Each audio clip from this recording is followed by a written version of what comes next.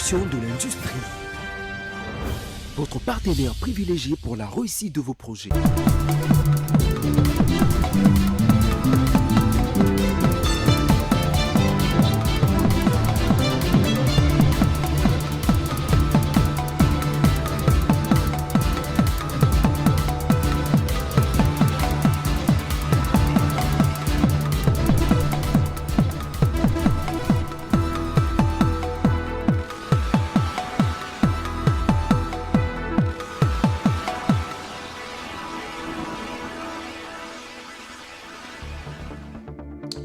Des centaines de milliers de personnes ont été obligées de quitter les différents camps, de déplacer des Goma suite aux récents affrontements entre les FARDC et les groupes 123 AFC. Une situation de crise humanitaire qui préoccupe le Médecins sans frontières, qui met tout en œuvre pour venir en aide aux personnes touchées. Plus de détails dans ce journal. Et puis, situation sécuritaire en Ituri, des mesures drastiques ont été mises en place afin de protéger la population contre les nouvelles attaques de groupes armés opérant dans cette partie de la République démocratique du Congo. Vous aurez également de précisions dans ce journal. Et l'Afrique risque de subir les effets du changement climatique extrême, impactant notamment sur l'agriculture. Il est l'heure de vous informer, madame, monsieur. Bienvenue à cette grande édition du journal télévisé sur votre chaîne. On va débuter par cette brève agression de la République démocratique du Congo par le Rwanda. La réunion ministérielle EAC-SADC prévue ce vendredi 28 février a été reportée. La délégation rwandaise affirme ne pas avoir reçu de la part du ministère des Affaires étrangères du Zimbabwe une invitation, les Zimbabwe qui était donc le pays hôte de cette rencontre. Et plus de 8500 corps ont été enterrés et une trentaine de corps sont encore dans le morgue à Goma, chef-lieu de la province du Nord Kivu, a indiqué le ministre congolais de la Santé, Roger Kamba, lors d'un point de presse co-animé jeudi avec le ministre de la Communication et Médias. Et il a fait savoir aussi que l'armée, il a fait savoir que Kigali procède également au recrutement de jeunes, parmi lesquels les élèves, chose qui entraîne la fermeture de 2594 écoles au nord et au sud Kivu. Patience Lokeke. Le ministre de la Santé, Hygiène, Prévention et Prévoyance sociale, Dr Samuel Roger Kamba, a lors d'un briefing co-animé avec son collègue de la communication et médias Patrick Mouyaya, ce jeudi 27 février, fait savoir que le nombre de morts est élevé aujourd'hui à 8500, alors que le corps de plusieurs autres personnes mortes traîne encore dans le morgue. Ces chiffres affreux mettent en lumière les crimes insupportables orchestrés par le rebelle du mouvement du 23 mars et de l'Alliance du Fleuve Congo, soutenu par le régime de Kigali dans l'est de la République démocratique du Congo. Au total, pour ce que nous avons dans nos centres de soins, nous avons déploré ceux qui sont morts dans nos centres de soins.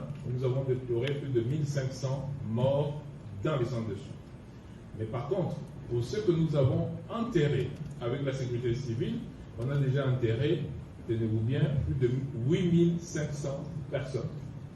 Et nous continuons malheureusement à recevoir, nous avons à peu près une trentaine encore de décès dans nos morgues, parce que les autres ont pu être enterrés. Et nous avons, dans la nuit du 25 au 26, déploré dans un Ganda des corps qui ont été brûlés.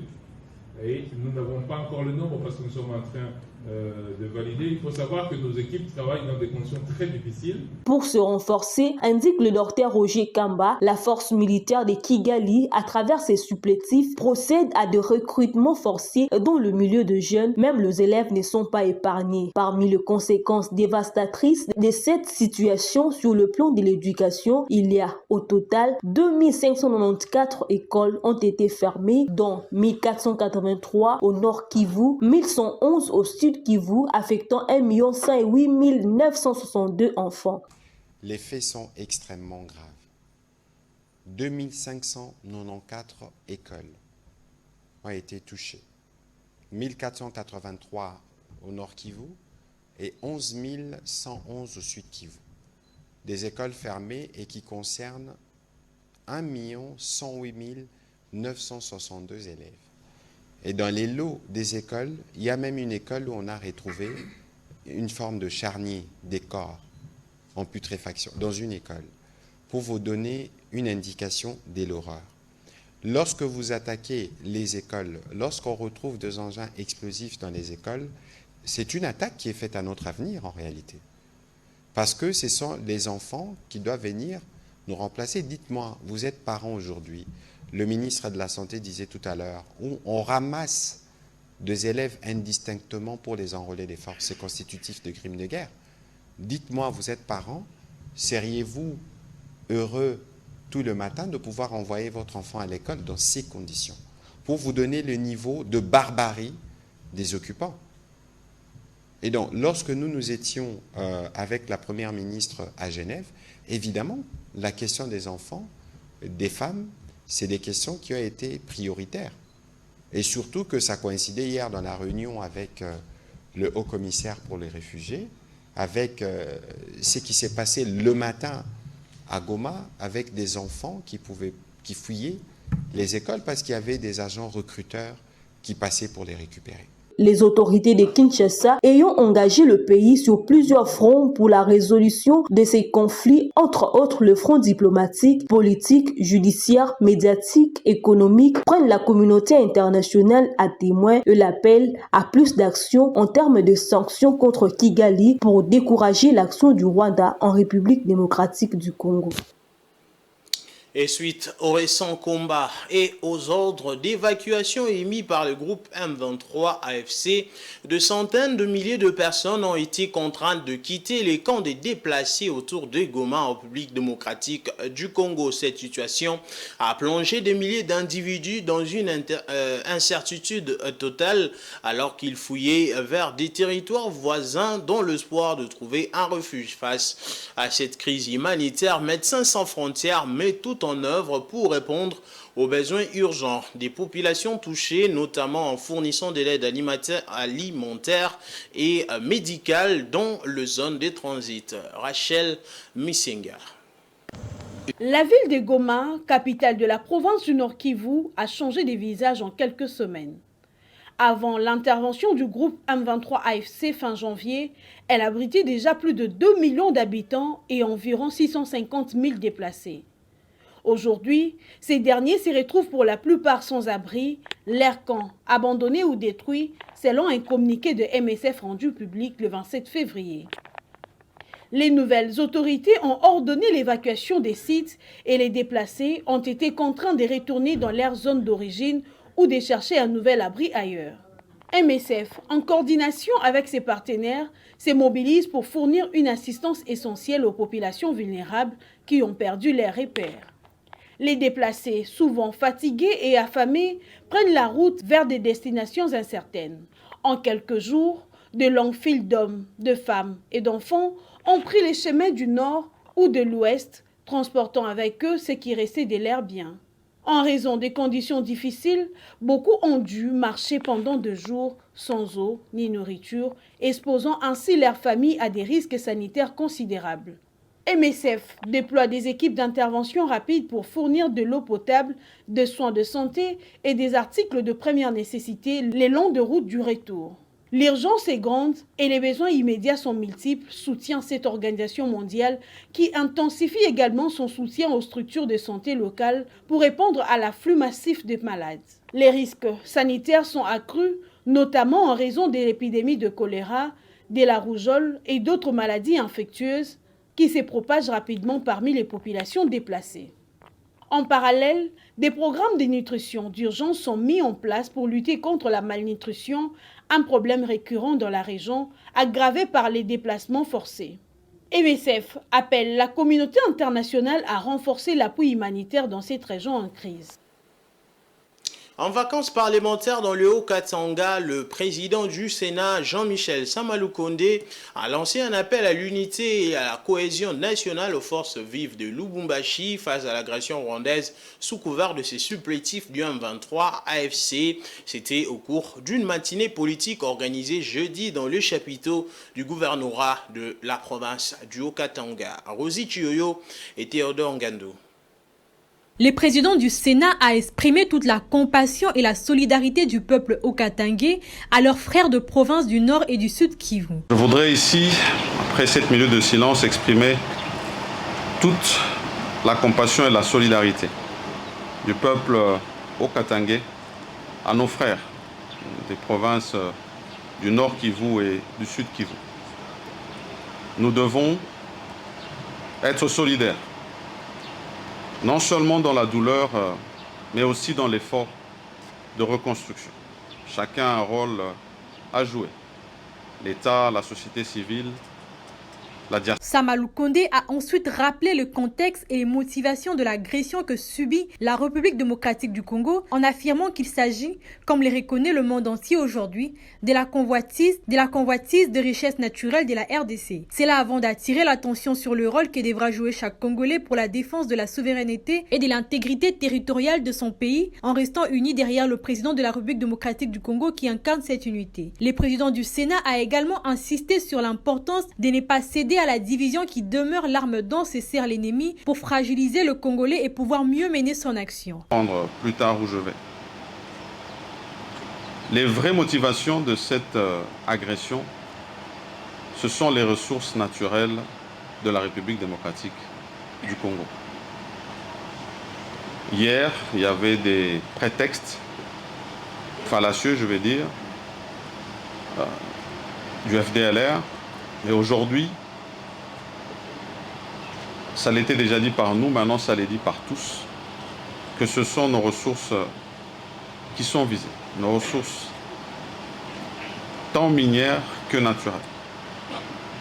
Parce qu'il n'y a pas que les ressources minières, il y a aussi les ressources agricoles. Et il appartient, à partir de ce moment, tout en démontrant que la guerre ne vise pas le président Félix Tshisekedi, mais plutôt qu'elle vise à ravir aux Congolais ce qu'ils ont de plus précieux, leur terre et leur dignité en tant que peuple, le président du Sénat a appelé les forces vives du Haut-Katanga à ne pas prêter le flanc à l'ennemi qui utilise la division comme objet de fragilisation de Congolais pour mieux accomplir son dessein diabolique. On va aller à Bunia, chef-lieu de la province de l'Ituri, où certains habitants s'opposent catégoriquement à l'appel d'adhésion à l'AFC, une rébellion de Corneille Nangaa. Pour eux, l'Ituri n'a plus besoin de la guerre, mais plutôt de son développement. Le point avec Silimani Junior. À la lecture des signes des temps, d'ici 2030, le chef-lieu de la province de l'Ituri sera ici, au rang de meilleure ville de la RDC, affirment plusieurs observateurs. La paix reste la priorité de tous pour atteindre cet objectif qui se matérialise par l'administration militaire sous le leadership transformationnel du lieutenant-général Luboyanka Shomadjouni. Au regard du boom immobilier et du développement à Bunia, certains habitants s'opposent à la politique d'invasion de Corneille Nangaa appuyée par le Rwanda. Nous ne voulons pas de ça chez nous. Que cela s'arrête seulement là-bas. Pas ici à Ituri. Regarde tous ces bâtiments qui sont construits ici et qui n'existaient pas avant. Nous sommes ravis de voir notre ville de Bunia se développer avant. Ce n'était pas le cas qu'il abandonne cette histoire car nous voulons vivre en paix. Pour moi, ce que je demande à ceux qui sont animés de mauvaise foi, à l'exemple des Nangaa, qu'ils n'arrivent même pas ici, car nous avons déjà notre développement avec nos animateurs. Qu'ils n'arrivent pas. Que tout ce qui est arrivé aux gens de Goma ne nous arrive pas ici à Bunia. Mais continuons à prier car c'est Dieu qui combat à notre place. Notons que de nombreuses rues et avenues sont asphaltées. À cela s'ajoutent de nouvelles constructions, attirant ainsi la curiosité de toute personne qui débarque dans cette capitale provinciale de l'Ituri, pendant que d'autres Ituriens s'associent aux forces du mal pour déstabiliser cette province. Daniel Mugissa, un digne fils iturien et opérateur économique, crée plusieurs emplois à la jeunesse à travers des stations-service du Séminé, c'est l'ensemble de la province. Restons toujours en Ituri où de mesures drastiques ont été arrêtées afin de protéger la population de cette partie de la République démocratique du Congo en empêchant notamment de nouvelles attaques de groupes armés. C'était au terme d'une réunion d'évaluation sécuritaire tenue récemment. Suivez.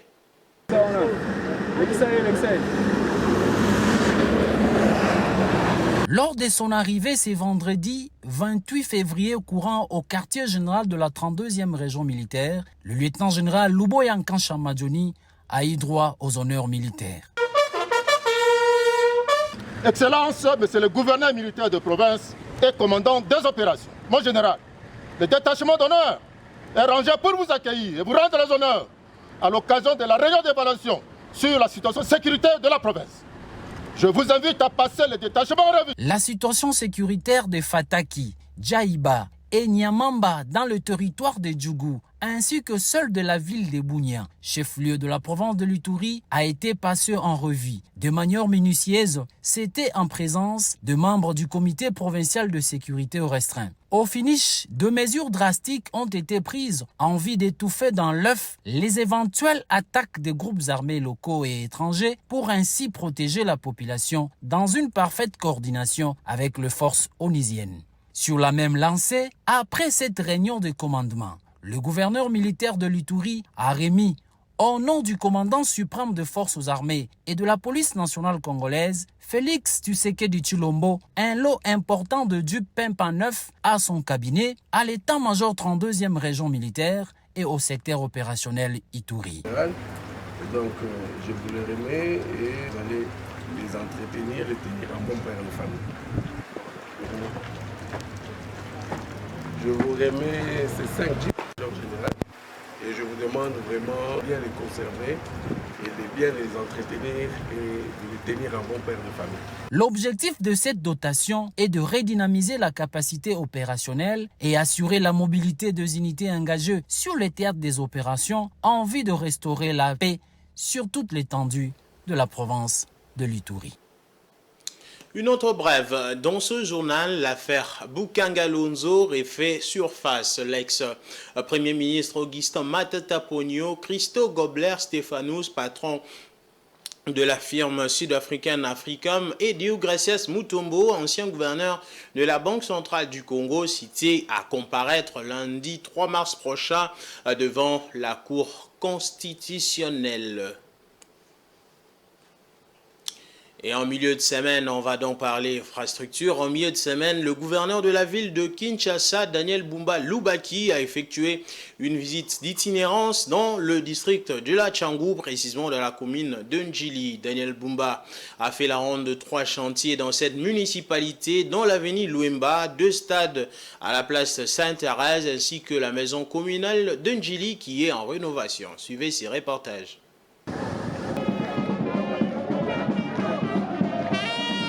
En visite d'inspection dans différents chantiers d'infrastructure dans la commune de Ndjili, le gouverneur de la ville de Kinshasa, Daniel Bumba, a effectué sa tournée sur les avenues Louemba et Maître Croquet, à 2 stades à la place Sainte-Thérèse, ainsi qu'à la nouvelle maison communale de Ndjili. Les avenues Louemba et Maître Croquet représentent dans l'ensemble une longueur de plus de 4 km, partant des quartiers 6 et 7 pour se jeter vers le quartier Sekomaf. Sur l'avenue Louemba, le bétonnage de 2 bandes est en cours et va s'étendre sur près d'1 kilomètre. La chaussée sera bordée sur les 2 côtés des caniveaux d'une profondeur d'1 mètre et de 80 cm de largeur. La population de ce coin a exprimé son satisfait quant à la construction de ces infrastructures.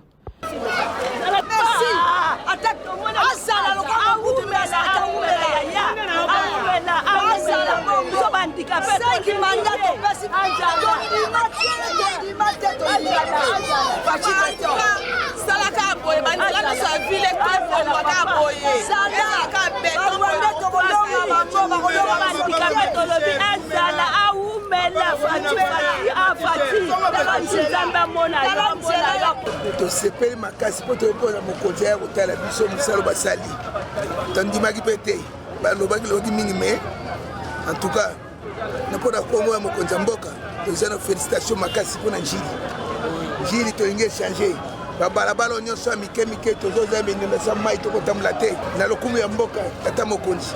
Le chantier de la reconstruction de la maison communale aussi va bon train avec des nouveaux bâtiments qui sortent de terre aux côtés des anciens bâtiments en cours de réhabilitation. Point de chute de la visite des chantiers par le gouverneur, les tribunes principales et les vestiaires de 2 stades sont prêts et n'attendent plus que la pose d'une pelouse naturelle pour l'un et la pelouse synthétique pour l'autre. Le premier citoyen de la ville a rappelé que ces réalisations en cours font partie du projet Kinelenda, dont ses volets circulation fluide et pratiques sportives dans des cadres adéquats et modernes. Ce projet du gouvernement bénéficie d'un appui de la Banque mondiale. Le coût global est de 500 millions de dollars américains. Autre chose à présent, les violences faites par les enseignants aux élèves à l'école sont devenues monnaie courante et condamnables par la loi. De nos jours, dans différentes écoles, les enfants subissent des tortures venant de certains enseignants sous prétexte d'être une autre forme d'éducation. Cette démarche est-elle convenable? Tentative de réponse dans cet élément de Rosie Chioyo. En République démocratique du Congo, les violences faites par les enseignants aux élèves à l'école deviennent très fréquentes. Les élèves sont punis d'une manière excessive par les enseignants qui justifient ces actes comme une forme de redressement. Face à cette situation, certains parents pensent que ces actes ne sont pas alloués. La violence sous toutes ses formes est à bannir, surtout dans le milieu éducatif. Il y a plusieurs méthodologies qui permettent à ces experts de l'éducation à imprégner l'éducation ou bien à contraindre un enfant pour les recadrer, pour l'amener à bien comment je peux dire, à bien prester ou bien à bien assimiler la matière qu'on lui donne. Donc moi en tant que parent, je ne suis pas pour. C'est vraiment condamnable. Et surtout que ça peut créer, on ne sait pas, chaque enfant vient avec ses états. Peut-être si c'est quelqu'un qui souffre d'une certaine maladie. Et s'il arrivait, les pires arrivaient, l'école serait responsable. Ce sont des professionnels de l'éducation. D'autres, par contre, estiment que la meilleure éducation réside dans le dialogue. C'est une très bonne question, vraiment. Vous savez, premièrement, ça crée du traumatisme à long terme. À long terme, l'enfant sera vraiment traumatisé. La mémoire enfantine capte des histoires à partir de très bas âge, de 3 ans, 4 ans, 5 ans. Exemple, moi-même. J'ai certaines histoires que j'ai jusqu'à présent, ça date de très longtemps. Déjà à l'école primaire, voire même à l'école maternelle, j'ai certains souvenirs traumatisants. C'est-à-dire quoi? C'est-à-dire que l'éducation n'est pas seulement gronder l'enfant, taper l'enfant, châtier l'enfant. Non. La vraie éducation, c'est parler, c'est dialoguer, c'est converser, c'est inculquer la matière en parlant seulement. Mais quand vous châtiez, vous traumatisez l'enfant, en tout cas à long terme, l'enfant sera grippé. L'enfant commencera à avoir des frissons. Donc c'est pourquoi moi j'insiste même. Qui dit la loi face à ces pratiques? Une experte en justice est claire. La violence sur un enfant. L'article 147 de la loi portant protection de l'enfant sanctionne cela de 3 à 6 mois. Donc, toute personne qui commet la violence sur un enfant, donc les coups et blessures volontaires sur un enfant mineur, c'est-à-dire un enfant qui n'a pas encore 18 ans, en tout cas, cette personne-là, si on le traîne en justice, il va écoper entre 3 et 6 mois de servitude pénale. Et s'il y a une circonstance aggravante dans la situation, c'est-à-dire que les coups et blessures volontaires étaient prémédités. Donc, s'il y a la préméditation, cette sanction double. Ce n'est plus de 3 à 6 mois, mais c'est plutôt de 6 mois à 12 mois. Ça, c'est l'article 147. Mais l'article 151 de la même loi sanctionne autant toute personne qui maltraite un enfant. Subir des violences au niveau scolaire entraîne des graves troubles psychologiques et mentaux. Les enfants qui en sont victimes souffrent souvent d'anxiété, des dépressions et d'une faible estime d'eux-mêmes. Et ces troubles peuvent persister même à l'âge adulte. Il est donc crucial que le gouvernement congolais prenne des mesures strictes pour pallier à ces problèmes qui risqueraient d'engendrer des graves conséquences dans l'éducation des enfants. La consommation croissante de repas de rue soulève des inquiétudes quant à la sécurité alimentaire. Alors que de nombreux vendeurs ne respectent pas les normes d'hygiène, le plat souvent exposé à des conditions insalubres met en péril la santé de Kinoa. Gigi Nende a fait les constats.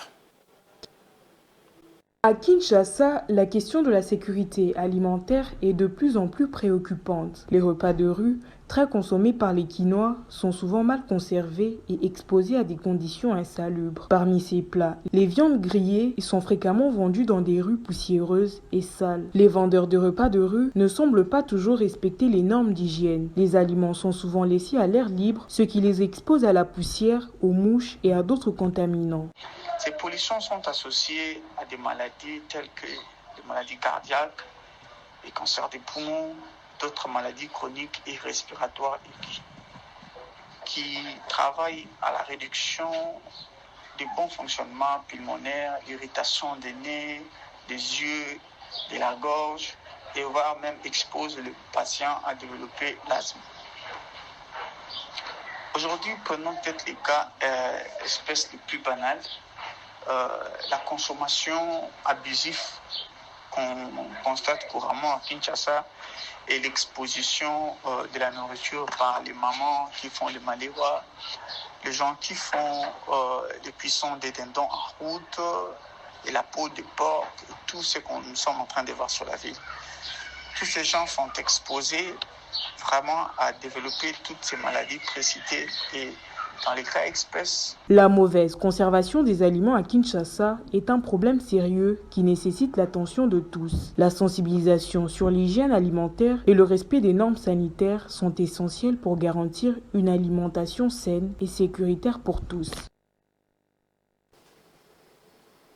Dans un registre plus sportif, après une année 2024 bien remplie, le Léopard, qui n'ont plus joué depuis novembre dernier, vont se retrouver pour la première fois en 2025 dès le mois de mars. Une année pleine de défis, mais surtout où l'équipe nationale peut faire très mal. Suivez. Valider ce temps fort, il faut aller marquer ce but. En cette année 2025, les Léopards ont du pain sur la planche. Qualifiés pour la CAN au Maroc en décembre prochain, ils ont aussi en tête l'obtention de leur ticket pour le Mondial 2026 qui se déroulera pour la première fois avec 48 équipes organisées conjointement par les États-Unis, le Canada et le Mexique. La RDC espère une deuxième participation à la Coupe du Monde. La seule et unique date de 1974 en tant que Zaïre, qui a été la première équipe d'Afrique subsaharienne à se qualifier pour le Mondial en Allemagne de l'Ouest. En mars prochain, les Congolais joueront la 5e et la 6e journée avec une confrontation à domicile contre le Soudan du Sud avant de faire face à la Mauritanie.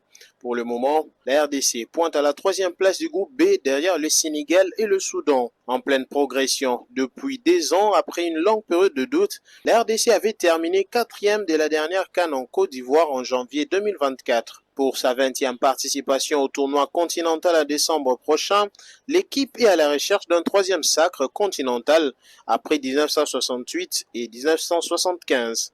Le tournoi en terre ivoirienne avait été une réussite et l'équipe avait retrouvé des couleurs avec un collectif brillant. Pourtant, rallier la Côte d'Ivoire n'était pas dans le projet des Dessabres et de la RDC. Le coach français avait en tête la CAN 2025 et le Mondial 2026 au moment où il prenait la sélection en main en août 2022. Les Léopards ont validé leur ticket pour le Maroc en terminant en tête de leur groupe avec 4 victoires et 2 défaites. Les voilà prêts à relever de nouveaux défis. La RDC sera certainement l'un des pays les plus attendus en 2025 et les Congolais iront au Maroc pour marquer les esprits. Pour l'heure, les Congolais ont l'intention de réussir leur qualification pour le Mondial 2026 avec 6 journées prévues cette année.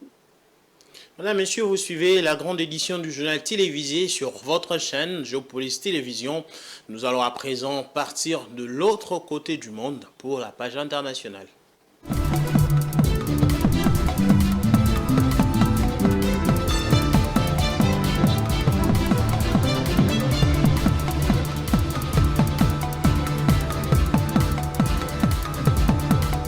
L'Afrique se réchauffe à un rythme plus rapide que le reste du monde, bien que responsable de seulement 3,8% des émissions mondiales de gaz à effet de serre. Les continents risquent fort de subir de plein fouet les effets des événements climatiques extrêmes impactant sévèrement l'agriculture. Francine Moukeba. Les réchauffements climatiques devraient franchir la barre des 1,5 degrés Celsius par rapport à l'ère industrielle en Afrique d'ici 2050, soit un seuil supérieur à l'objectif le plus ambitieux de l'accord de Paris sur le climat. En raison de l'augmentation continue des concentrations de gaz à effet de serre dans l'atmosphère, les températures à court et à long terme devraient continuer à augmenter sur ces continents qui contribuent à hauteur de moins de 4% aux émissions mondiales de gaz à effet de serre, même si l'intensité du réchauffement variera selon les sous-régions. L'Afrique du Nord, l'Afrique australe et l'Afrique de l'Ouest devraient enregistrer un réchauffement plus intense. Les zones semi-arides et plus sèches que ces sous-régions devraient connaître des taux d'augmentation des températures plus élevés. D'après les modélisations, les températures varieront entre 1,4 et 2,5 degrés Celsius en Afrique du Nord, entre 1,1 et 2 degrés Celsius en Afrique australe et entre 1,1 et 1,8 degrés Celsius en Afrique de l'Ouest d'ici les milliers de siècles en cours sous faible forçage radical radiatif de 4,5 WM-2. En Afrique de l'Ouest, les rendements du maïs devraient par exemple diminuer de 10 à 57% selon les scénarios de réchauffement, celui du sorgho de 8 à 48% et celui du millet perlé de 7 à 12% d'ici les milliers du XXIe siècle. En Afrique du Nord, la production de kirkibacées devrait reculer de 10 à 15%, ce qui entraînera une réduction des disponibilités alimentaires et une augmentation de prix. D'où la nécessité de reprogrammer les systèmes de culture, d'élevage et de pêche et les rendre plus résistants au climat en mettant l'accent sur une série d'éléments fondamentaux. Il s'agit notamment de financer les progrès scientifiques et technologiques dans les domaines de l'agriculture résiliente au dérèglement climatique, de restaurer les pôles génétiques des cultures et des bétails négligés ou sous-utilisés, de régénérer la fertilité des sols, de restaurer les terres dégradées, de protéger les écosystèmes naturels et la biodiversité, d'accroître des capacités de mobilisation des eaux fluviales et de développer les marchés pour créer de nouvelles opportunités de distribution et d'échanges commerciaux. Toujours en Afrique, le Bénin se dispute la place de premier producteur de coton avec le Mali. Si le pays cherche à asseoir son leadership dans la filière, les autorités entendent aussi s'affirmer sur le segment de la transformation. Toujours Francine Moukeba. Pour valoriser les restes de sa production de fibres de coton, le Bénin a besoin d'un investissement d'une valeur totale de 3,6 milliards de dollars. Ce montant devait permettre d'ajouter 26 nouvelles unités textiles dans la zone industrielle de Glodjibé. Située à 45 km de Cotonou, cette plateforme développée depuis juin 2021 comprend actuellement 3 usines intégrées qui traitent annuellement 40 000 tonnes de fibres, soit environ 12% de la production. D'un point de vue plus global, il faut souligner que la zone industrielle de Glodjibé a déjà signé des contrats d'approvisionnement avec plusieurs marques étrangères pour exporter ses produits finis. On peut notamment citer la chaîne américaine de vêtements pour enfants qui a reçu une cargaison de 70 pièces de polos et de collants en juin 2023 et la livraison de 80 000 collants sans pied pour enfants en juin dernier à l'enseigne française des prêt-à-porter qui habille. Pour rappel, la zone industrielle de Glodjibé s'étend sur un domaine de 1640 hectares avec une première phase de développement des infrastructures qui couvre 400 hectares. Selon les données officielles, la zone emploie 14 000 personnes. Madame, Monsieur, place à présent à la revue de presse.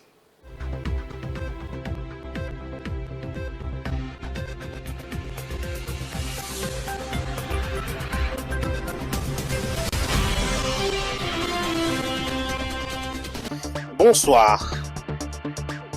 Le meeting du 1-23 soutenu par le Rwanda qui a endeuillé la population de Bukavu, mais aussi la visite du secrétaire général adjoint des Nations Unies Jean-Pierre Lacroix sont les deux sujets le plus commentés par la presse congolaise de ces vendredis. La ville de Bukavu, en République démocratique du Congo, a été frappée jeudi 27 février par une tragédie lors d'un meeting organisé par l'Alliance du fleuve Congo et le M23, rapporte le potentiel. Les événements se sont déroulés dans un climat de tensions politiques croissantes, alors qu'un grand nombre de citoyens s'étaient rassemblés pour écouter les discours de Corneille Nangaa, ajoute le journal.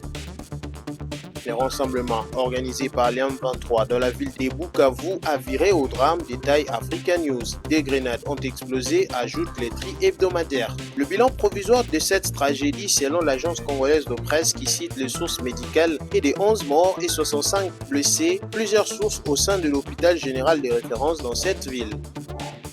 Ce qui s'est passé jeudi à la place de l'Indépendance et selon Forum des As, tout simplement du massacre qui symbolise de la terreur. Comme Goma, la ville de Bukavu commence à subir les supplices et la barbarie qui portent la signature rougie par le sang de Congolais de l'État à la tête des rebelles, décrit les quotidiens.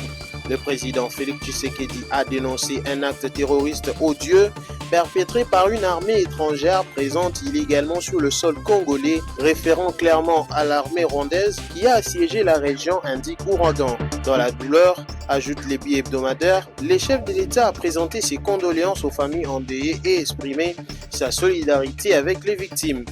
Pour la tempête de tropique, ce nouvel acte terroriste est une preuve accablante de l'implication du Rwanda dans les chaos sécuritaires à l'est de la République démocratique du Congo. Le quotidien qui cite le ministre de la Communication et Médias Patrick Mouyaya, cette explosion ressemble à un attentat et il ne pense que le modus operandi utilisé par les M23 afin de trouver des raisons de lancer l'ère offensive sur le reste de province, ajoute le tabloïd. Et pour Congo Nouveau, cet acte est un prétexte du Rwanda pour violer le cessez-le-feu. Dans un autre registre, le média congolais revient également sur la visite du secrétaire général adjoint des Nations Unies, Jean-Pierre Lacroix, en RDC. L'agence congolaise de presse renseigne que le secrétaire général adjoint des Nations Unies, chargé des opérations de maintien de la paix, Jean-Pierre Lacroix, est arrivé jeudi à Kinshasa. Il avait prévu de rencontrer le même jeudi les hautes autorités congolaises, indique l'agence qui précise qu'après Kinshasa, le secrétaire général adjoint des Nations Unies doit se rendre à Beni dans la province du Nord Kivu en proie à une guerre d'agression rwandaise. Avec la chef du gouvernement, Judith Suminwa, note mediacongo.net, Jean-Pierre Lacroix a discuté de la mise en œuvre de la résolution 2773 adoptée le 21 janvier par le Conseil de sécurité de l'ONU. Cette résolution détaille le portail, condamne fermement l'offensive du M23 soutenue par l'armée rwandaise et exige le retrait immédiat du M23 de Goma, Bukavu et des zones sous contrôle et le démantèlement des administrations parallèles illégales. Le patron des opérations de maintien des paix a aussi rencontré le président Félix Tshisekedi avec qui ils ont mis l'accent sur la nécessité de réactiver les processus diplomatiques afin d'aboutir à une paix durable, détaille les potentiels. Fin de cette revue de presse, au revoir.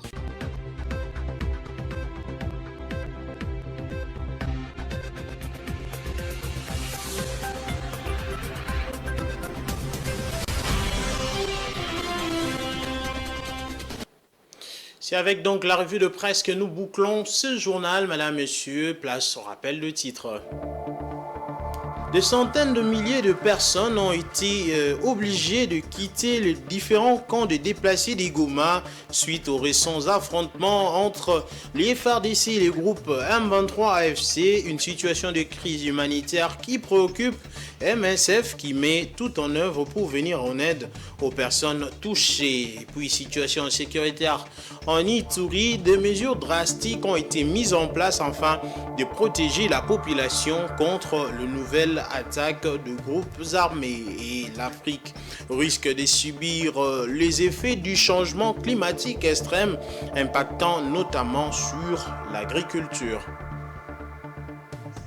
Fin complète de ces journaux, madame, messieurs. Merci à vous de nous avoir suivis. Très bonne suite de programme sur votre chaîne. N'oubliez pas, la nature nous enseigne à être humble comme la gazelle, intelligent comme le chien et travailleur comme la fourmi. Bon début de week-end à tous.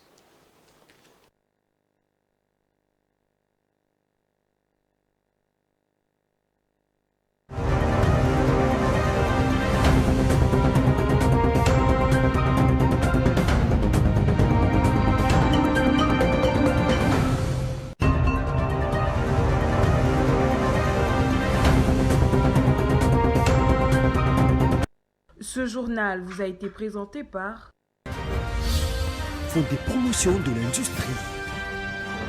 Votre partenaire privilégié pour la réussite de vos projets.